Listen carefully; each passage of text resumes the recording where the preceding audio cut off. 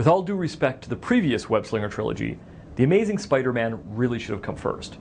This new action-adventure reboot is dark and mysterious, grounded in reality, full of thrills, and doesn't skimp on fun. The new tone is set early. When his scientist father suspects nefarious forces are nearby, 7-year-old Peter is brought to his Aunt May and Uncle Ben, played by Sally Field and Martin Sheen. Mom and Dad never return. Now, as a teenager, Peter's a smart kid more into books than Facebook.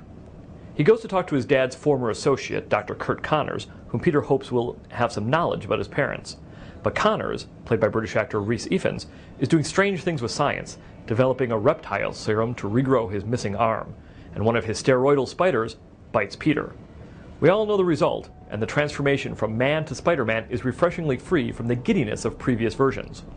After his Uncle Ben is shot during a robbery, Peter turns vigilante, making a costume in his bedroom and making webbing devices on his wrists. Connors, meanwhile, has changed too, into a giant lizard with a human mind and voice. He's used his serum on himself, and he hatches a plan to turn all of NYC into monsters. A police captain, played by Denis Leary, is more intent on catching Spider-Man than the lizard, and Stacy's daughter Gwen, played by Emma Stone, attracts her classmate Peter's attention, and vice versa. Their love story is sweet and mature, and Stone brings a smart, self-possessed quality to Gwen. In fact, so much of The Amazing Spider-Man is so finely tuned, it's actually a bit of a disappointment when it has to get back down to the superhero business of defeating the villain.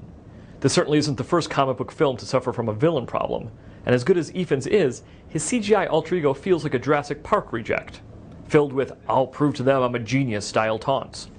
It's in these areas where the movie stumbles, and despite the cool web-swinging and 3D enhanced powers, it's almost unfortunate all this Spider-Man stuff has to be in the Spider-Man movie. Happily, the missteps aren't enough to kill this sharp reimagining.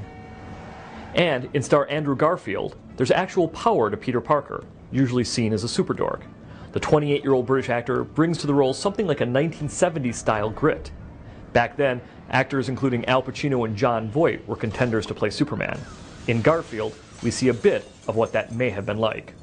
I'm Joe Newmeyer, film critic for the New York Daily News.